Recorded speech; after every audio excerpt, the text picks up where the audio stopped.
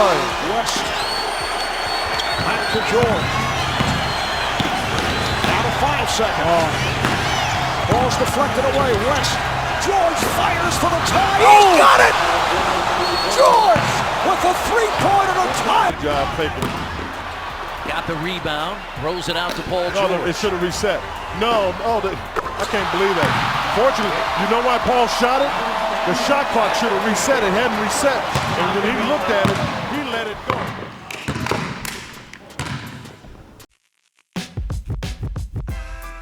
I feel like I should have ate those chips.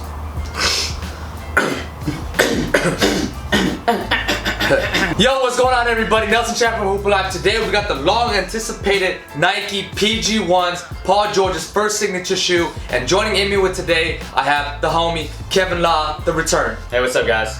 Yo, so Kev, what were your first initial thoughts on the PG1s? When I first saw our shoes online, the 2K colorway was the first colorway to pop up. And at first, I thought the shoes looked pretty sick. And then yeah, the 2K colorway is tight. The shiny colorway are limited to 12,000 pairs worldwide, which is pretty crazy. Which is what we're gonna go into next. The detailing on the shoe is like awesome. Like, it's super dope. There's a lot of crazy meaning behind a lot of the details on this shoe. So let's go over some of them right now. So the first detail we notice on a shoe is these batch numbers on the lateral side of the shoe. So the numbers say 661-90317. So what the numbers represent is 661 is the area code of Palmdale, which is where Paul George is from. 90 is the birthday of Paul George, 1990. I honestly didn't realize he was that young. So the last three numbers, 317, represents the area code of the Bankers Life Fieldhouse, which is the arena the Pacers play in. So on the right side of the first batch of numbers after a space is actually individualized numbers on each pair of shoes. So this shoe is actually limited to 12,000 pairs, and my pair right here is 4,638 out of 12,000. Nelson has a different number. I have 3644. Yeah, which is 3,644 in case you didn't know how to read it. I guess I did it. I just gotta say, simpler version. Yeah, just one number at a time. That's all Nelson can handle right now. Yeah. Supposedly, there's actually a few pairs that are numbered past 12,000, but Nike has confirmed that there's only 12,000 pairs exactly. And another small detailing on the medial side of the shoe is right here. You can see there's 2 dates.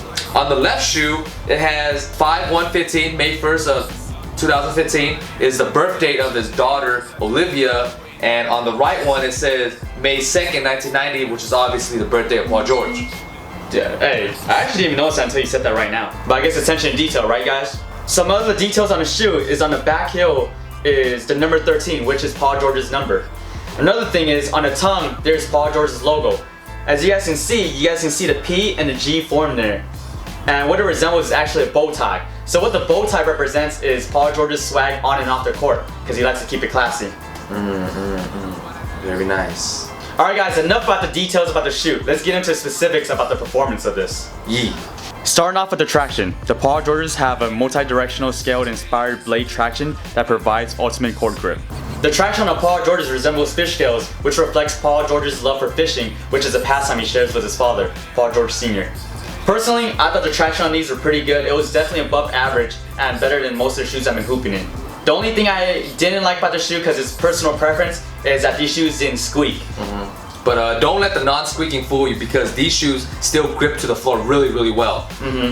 So once we got these shoes, I've actually been hooping in these for 4 or 5 days in a row, and I've played on super clean courts, mildly dusty courts. Haven't really played on super dirty courts, but these shoes have been gripping and pulling the floor like crazy. So definitely the traction on these are A1. But I played with these at LA Fitness Courts, 24-hour fitness courts, and those are pretty like dusty as well, mildly dusty. And I didn't really have an issue on these. Like Kevin said, you don't hear the squeaking on the shoe, but the shoe still grips to the floor really well. So traction on these are pretty solid.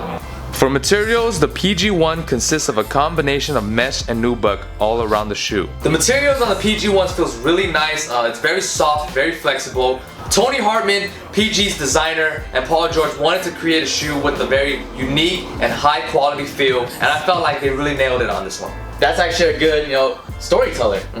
So, kudos to Paul George for that. For the support and lockdown, the PG1s has a 4-foot strap with the Flywire technology loop system that provides adaptive support. It also has a full booty construction, which delivers a snug and lockdown fit.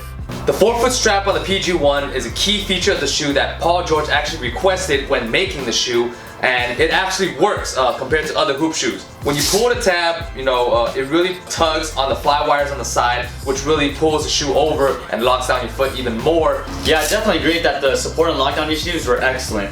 I actually put my foot in these, and one time I started a game and my shoelaces weren't even tied. I totally forgot after a few minutes, and actually played 6-7 games in a row without even tying my shoes. That's how 6-7 games without tying your shoes. Yeah, granted, when I play pickup games, I don't really play defense anyways. I'm not playing too hard. You're James Harden. Yeah.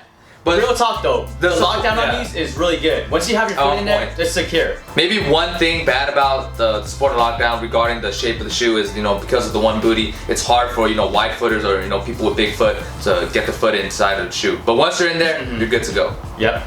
For cushioning, the PG1 has a Zoom Air unit underneath the forefoot and a plush insole that provides responsive cushioning. Yo, the cushioning on the PG1 is by far my favorite part of the shoe because it's just hella responsive, man. It feels like a Kobe to me. Shout out to Nike for bringing back the Zoom unit in the forefoot. I don't really care for the heel one. I'm all about the forefoot because, hoopers mostly use the forefoot, to make moves or like jump and stuff rather than the heel. I feel like, at least for me. But like I said, cushioning is hella responsive on these. The shoe is very plush in the beginning when you first try them on, you walk around because the insole is kind of a thick foam. That's that most of your foot. I will pull that out for you right now, but because I hooped in these so many times, it's glued onto there, so I don't want to rip the shoe. Yeah, going on to the cushion, by far I was really impressed with the cushion. And as you guys already know, I always complain about my knees or my style of play. I need cushion in my shoes. So when I put these on, these are really comfortable, but I'm like, alright, let's see how they perform on court. These are actually really responsive. With that zoom in the forefoot, these shoes are mad responsive and comfy. So obviously I would consider myself more of a so-called explosive or leaper type of player. Not saying I have bounce guys, but just... Hey, but tell me why you told me that you almost two-hand tip dunked on somebody wearing these shoes though. That's how impressive these shoes are, man, when Kevin almost two-hand tip dunked on somebody.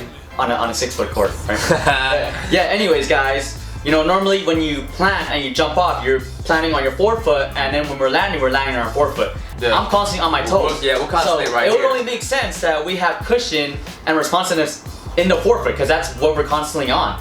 So Nike did a good job with these. These are by far one of the best responsive shoes I've played in a while. As far as comfort and size fit on the PG1s, I would say they run a little snug and a little tight, but I still went true to size and I didn't have any problems with that.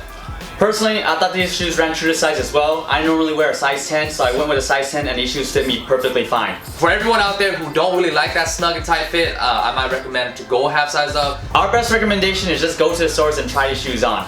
That's always the best way to find out what fit is good for you. Because everyone has a different type of foot, and we can't tell you what size or like your foot shape is not the same as our foot shape, but we can honestly say that they go true to size. Yeah. With maybe a snug and tight fit. As far as pricing goes on the PG1s, these go for a damn steal. Alright? It might as well be a damn steal compared to all the other hoop shoes out there. Alright, sorry guys.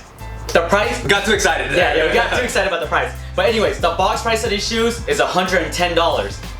Compared to all the other shoes out there and the performance of these shoes, this is by far easily the best shoe on the market, in our opinion. The best performance hoop shoe, especially for the price of 110 compared to all the other hoop shoes. 110. Sometimes you go into the Nike store or something, you see the generic basketball shoes that aren't a signature like line. a Hyperdunk, bro. It's $200 for the Flyknit one. Yeah, like dude. And you can buy two of these for that price. This is a signature line, Paul George's, and these are only 110. Bruh. These are a must cop. I don't like to tell people what shoes to buy and not to buy, but if you're a hooper, especially if you're a guard, I think these shoes are a must cop, especially at 110. These are just nuts. Like Nike, it's a big ups to you guys because finally in a while you guys put out dang good shoe. Came in clutch, man. For a good price. This is go right into it. Overall rating, what are you giving these, Kevin? I'm gonna give these a 9.5 out of 10. So, these shoes, personally, these are my favorite shoes right now. Super comfortable, super responsive, and $110?